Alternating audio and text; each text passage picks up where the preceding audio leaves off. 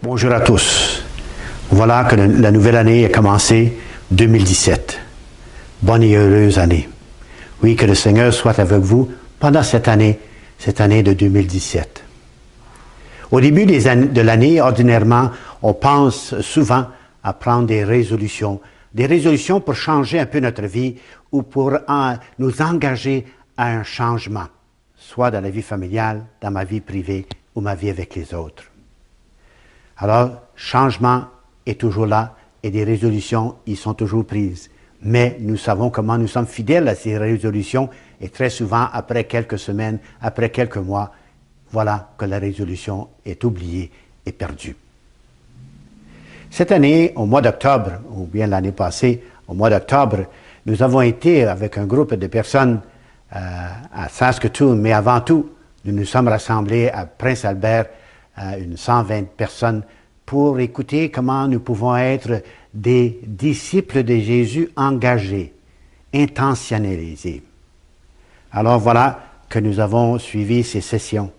Et quelque chose qui est arrivé pendant cette rencontre, quelque chose est arrivé dans la vie de ces gens-là qui sont allés écouter cette conférencière.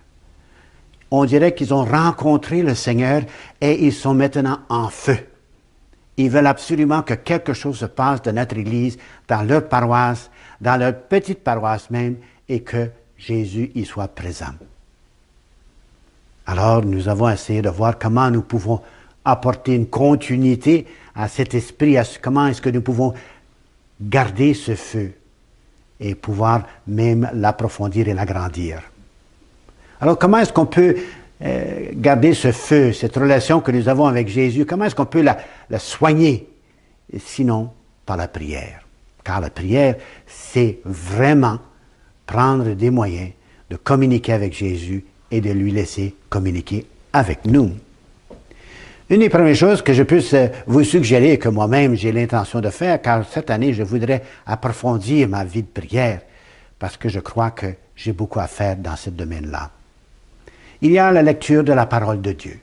La parole de Dieu de tous les dimanches, de tous les jours, et aussi la parole de Dieu qui se trouve dans la Bible. Cette parole de Dieu que nous écoutons, que nous lisons et que nous nous laissons nous transformer, étant le pouvoir de Dieu dans notre vie. Il y a aussi le bréviaire. Le bréviaire, la prière des temps, l'heure des temps, pour tous les chrétiens. Le bréviaire n'est pas une chose pour les religieuses, ni pour les prêtres seulement. C'est à nous, comme communauté, de nous rassembler autour de ce moyen de prière qui est aussi en union avec toute l'Église. Voilà ce que les moines font et ce que nous sommes appelés à faire aussi, de prier le bréviaire, de prier avec tout le monde. Naturellement, le sommet de toute notre vie de prière, c'est vraiment l'Eucharistie. L'Eucharistie qui nous rassemble comme communauté, comme famille des familles, l'Église, pour que nous puissions vraiment approfondir cette relation entre nous et cette relation avec Dieu, avec ce Christ qui ne cesse d'être l'expression même de la miséricorde de Dieu. Et pendant cette célébration, nous partageons la parole. Nous partageons le corps et le sang du Christ pour que nous puissions partir de cette célébration tout énergisé et aussi de pouvoir apporter à notre monde ce que Jésus nous appelle de faire, d'apporter son amour et sa compassion et sa miséricorde. Il y a aussi des heures d'adoration que nous pouvons faire devant le Saint-Sacrement. Ce n'est pas une prière vraiment individuelle, c'est la continuation de l'Eucharistie que nous essayons de prolonger dans notre vie quotidienne et aussi que nous portons lorsque nous venons faire l'adoration. Adoration qui va nous changer, qui va nous permettre d'être ce que Jésus, Dieu demande de nous par notre baptême. Et pendant ce temps de prière, nous pouvons prier le chapelet. Le chapelet est sans doute une prière que nous connaissons très bien et très traditionnelle dans nos vies, notre vie chrétienne. De méditer sur les mystères. Les mystères du rosaire, ce sont les mystères de la vie de Jésus.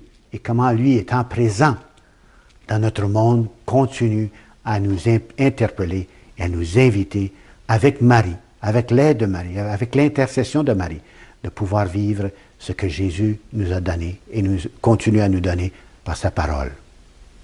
Il y a aussi des petites prières privées que nous avons, soit des saints ou des petites dévotions que nous avons personnellement. Ça aussi fait partie de la vie de prière. Et moi, j'en ai aussi. Mais c'est comme si on est en train de texter à Jésus à travers un saint ou une sainte. Et voilà que nous sommes appelés à nourrir cette relation. Car c'est ça la prière. La prière, c'est cette rencontre avec Jésus. C'est cette rencontre avec lui pour que nous puissions être touchés par sa parole, touchés par ses actions, touchés dans notre cœur comme nous devons le suivre davantage. Et voilà que nous sommes appelés à nous laisser toucher par ce Dieu, ce Jésus qui va être près de nous, qui va être en nous. Et que nous, en retour, nous devenons ses mains, ses pieds, son visage, son sourire et son écoute. Voilà comment la prière nous interpelle à rentrer et approfondir cette relation avec Dieu. Et pour être vraiment un disciple intentionnalisé, disons, on pourrait dire ainsi, on doit être en contact avec celui que nous voulons apporter à notre monde. Et ça, on fait ça par la prière. Et nous savons très bien, en faisant un genre de revue de notre vie de prière, nous voyons aussi qu'il y a des endroits dans notre vie, qu'il y a des lieux dans notre cœur que nous devons changer et que nous devons convertir et donner au Seigneur. Et ce mois ici, en le mois de janvier, eh bien, nous prions pour l'unité des chrétiens. Voilà les gestes que nous pouvons faire envers nos frères chrétiens. C'est de prier avec eux et de prier pour cette unité dont Jésus a fait sa prière la veille de sa mort. Alors, prions ensemble et essayons d'agrandir dans notre foi avec Jésus. Bon mois et bonne semaine.